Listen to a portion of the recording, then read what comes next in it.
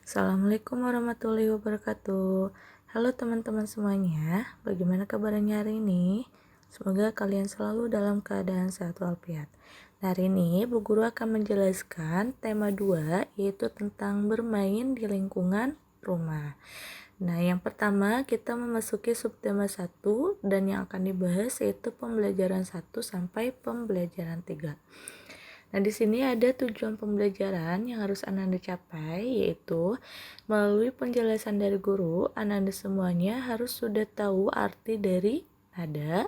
Dan yang kedua, melalui penjelasan dari guru, Ananda semuanya juga harus sudah bisa menyebutkan keragaman benda. Nah, itu tujuan pembelajaran yang harus Ananda capai. Kita mulai ke pembelajaran pertama. Ananda semuanya bisa membuka buku paketnya yaitu di halaman 83. Nah, di sini di halaman 83 yaitu tentang membedakan panjang dan pendek nada pada lagu anak. Nada adalah bunyi beraturan yang dikeluarkan ketika bernyanyi. Nah, nada terdiri dari nada panjang dan nada pendek. Pada notasi angka dalam lagu, nada panjang itu dituliskan dengan titik. Nah, apa yang dimaksud nada panjang dituliskan dengan titik? Nah, Anda bisa melihat di sini Bu Guru mencantumkan notasi lagu yaitu dari lagu 11 Aku Sayang Ibu. Nah, di sini ada titik di depan angka 5, di depan angka 2, di depan angka 4, dan di depan angka 3, dan selanjutnya. Nah, titik tersebut, titik yang di depan angka tersebut yaitu menandakan nada panjang atau apabila disebutkan yaitu 2 ketukan. Ya. Nah, Anda bisa mendengar lagunya, nanti Bu Guru akan menyetel lagu tersebut dan Ananda boleh mengikutinya di rumah. Dan harus menyesuaikan nada pendek dan nada panjangnya ya. Apabila nada pendek yaitu tidak ada titik di depannya dan itu disebut nada pendek atau satu ketukan. Dan apabila nada panjang yaitu ada titik di depan angka. Nah, Ananda bisa melihat di sini ada titik di depan angka 5, angka 2 dan angka yang lainnya. Dan itu disebut nada panjang yaitu 2 ketukan. Nah, mari kita bernyanyi bersama-sama.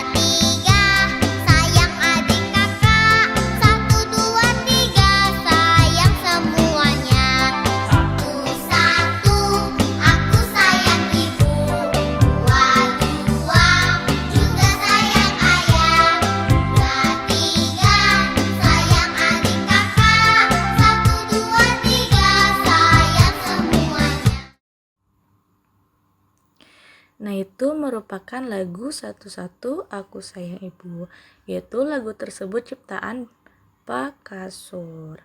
Nah, kita lanjut. Di sini ayo berlatih, yaitu latihan soalnya. Ananda semuanya menyanyikan kembali lagu Sayang Semuanya dan nanti divideokan ya. Setelah itu baru mengirim tugasnya ke Bu Guru melalui via WhatsApp. Nah, lanjut. Untuk selanjutnya yaitu menyebutkan isi teks tentang keragaman benda. Nah, Ananda bisa membuka buku paketnya yaitu di halaman 84. Nah, ada banyak benda di sekitar kita. Benda membuat kegiatan kita menjadi terbantu. Kita tidak bisa minum kalau tidak ada air dan gelas. Kita tidak bisa menulis kalau tidak ada pensil dan buku. Nah, begitu juga dalam bermain, yaitu dalam bermain kita juga memerlukan dan membutuhkan benda atau ada juga bermain yang tidak membutuhkan benda. Nah, contoh bermain yang membutuhkan benda yaitu seperti misalnya main kelereng. Nah, kita bermain kelereng yaitu membutuhkan benda benda kelerengnya ya. Dan contoh yang kedua yaitu seperti bermain bekel. Nah, bermain bekel ini kita membutuhkan benda apa? Yaitu bola bekelnya, dan membutuhkan yaitu ya kuk atau kuningannya ya yang sering dimainkan bermain bekel tersebut. Nah, itu contoh keragaman benda. Nah, selanjutnya Ananda bisa membuka buku paketnya di halaman 85, yaitu di bagian Ayo Berlatih. Nah, di sini perintahnya yaitu kerjakan soal-soal berikut berdasarkan teks bermain gelembung sabun pada buku paket halaman 84. Nah, di sini ada 4 soal, tapi sebelum itu Ananda harus membaca teks bermain gelembung sabun yang ada di halaman 84. Nah, Bu Guru akan membacakannya, Ananda bisa menyimaknya ya. Bermain gelembung sabun. Dedi senang bermain di rumah. Kali ini ia bermain gelembung sabun di halaman bersama teman-temannya. Bermain gelembung sabun sebaiknya dilakukan di luar rumah. Gelembung sabun mudah dibuat. Sabun pencuci piring dicampur dengan air, kemudian diaduk hingga rata. Buatlah tangkai peniupnya dari sedotan. Lipatlah ujung sedotan membentuk segitiga. Ikatlah menggunakan karet gelang. Celupkan tangkai peniup ke dalam larutan sabun, lalu ditiup. Gelembung-gelembung sabun akan terbentuk. Nah, itu yaitu teks tentang bermain gelembung sabun. Nah, kita mulai ke soalnya. Yang pertama yaitu benda apa yang digunakan saat bermain gelembung sabun? Ayo, benda apa saja? Yaitu benda sabun, wadah, air, dan peniup. Ya, yang pertama kita memerlukan apa bendanya? Yaitu sabun pencuci piring, dan yang kedua yaitu wadahnya ya, wadah untuk menyimpan sabun pencuci piring, dan yang ketiga kita juga memerlukan air ya, dan yang terakhir yaitu untuk meniup gelembungnya yang tadi terbuat dari sedotan. Nah, itu benda yang digunakan saat bermain gelembung sabun yang ada pada teks halaman 84. Nah, selanjutnya yang kedua soalnya yaitu bahan apa yang digunakan untuk membuat gelembung sabun. Tadi bahan apa saja? Yaitu sabun pencuci piring dan air. Nah, untuk membuat gelembung sabun yaitu bahannya itu yang pertama sabun pencuci piring yang diaduk dengan air ya. Kita lanjut ke soal yang ketiga, itu bagaimana cara membuat gelembung sabun. Coba bagaimana cara membuatnya? Ya, sabun pencuci piring dicampur dengan air, kemudian diaduk dengan rata. Nah, itu cara membuat gelembung sabun. Dan yang terakhir, soal yang keempat, benda berbentuk apa saja yang terdapat pada teks?